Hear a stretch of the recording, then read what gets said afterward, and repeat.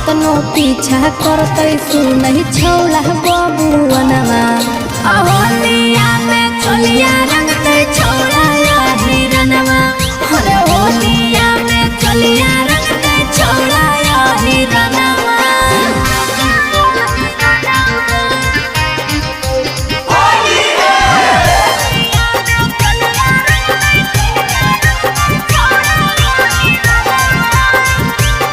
Pratima recording studio Sheikhpura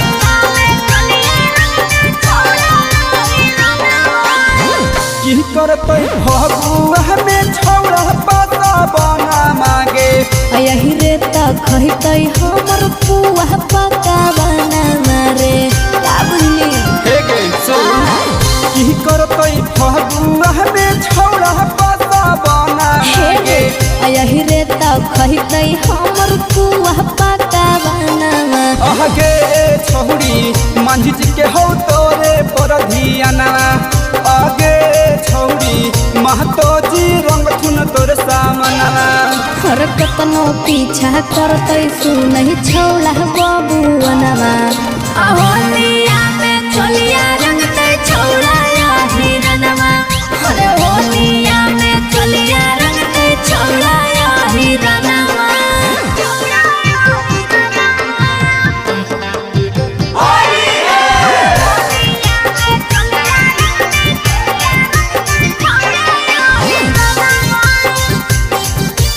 mix by Shailendra बाबू लेके पिचकरिया खड़ा हटहु चौधरी आगे जहाँ दोजी रंग थी न हमर चीज हवा भीतरिया रे हे गे सुन लेके पिचकरिया खड़ा हटहु चौधरी आगे जहाँ दोजी रंग थी न हमर चीज हवा भीतरिया आगे छौड़ी सहजन के मानी जो कहनवा आगे छौड़ी पूरा कर दे हमरो यार मनवा हर कतनो पीछा करते सुनहि छौला बबू